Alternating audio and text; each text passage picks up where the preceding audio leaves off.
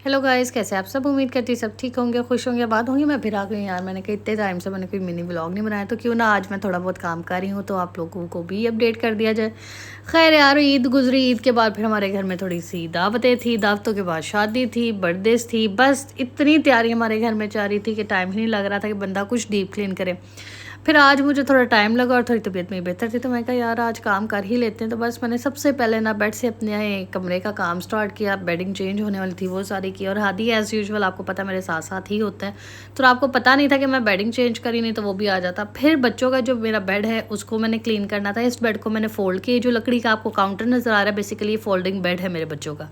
इसके ऊपर मेरी ज्वेलरी, बच्चों का सामान, असद का सामान, चार्जर, ब्ला ब्ला एक्स्ट्रा इतनी चीज़ें बाहर आई हुई थी। और क्योंकि फंक्शंस की वजह से मैं चीज़ों को रख ही नहीं पा रही थी और कमरे की डीप क्लीनिंग हो नहीं पा रही थी, तो आज बस मैंने तहैया कर लिया था कि आज ये मैंने कर लेना। और बस आपके सामने वो मैं सब कर ही रही हूँ। साथ साथ सब चीज़ें सेपरेट करके इनको साइड पे कर थी कि इनको बाद में इनके बॉक्सेस में डालूंगी। और हादी मेरी यहाँ इतनी हेल्प करवा रहा था, कसम से। बच्चे आपके साथ ये थोड़ा थोड़ा हाथ भी लगा देना, बड़ा यहाँ फ़र्क पड़ जाता है। खैर अब हादी को मैं कही थी बेटे ये करो ये करो, वो मेरे साथ साथ बात सुन रहा था। फिर डस्टिंग हमने की, डस्टिंग वगैरह की। उसके बाद मेड हालांकि सफाई वगैरह करके जा रही थी, लेकिन आपको पता है फिर मेड ने जैसी सफाई करनी है। अब मैंने कहा इतना मैंने काम कर ही लिया, फिर मैंने सिर्फ से ना अपने कमरे को अच्छे से वॉश करना था, तो मैंने कहा ये कर ही लेते हैं।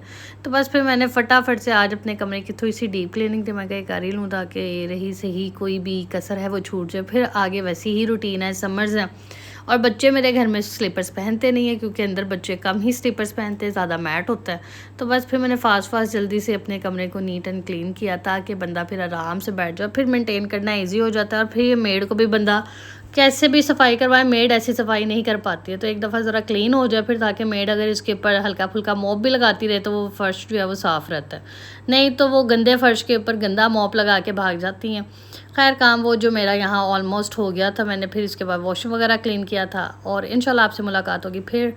ओके गाइज़, अपना बहुत सारा ख्याल रखिएगा। Bye bye.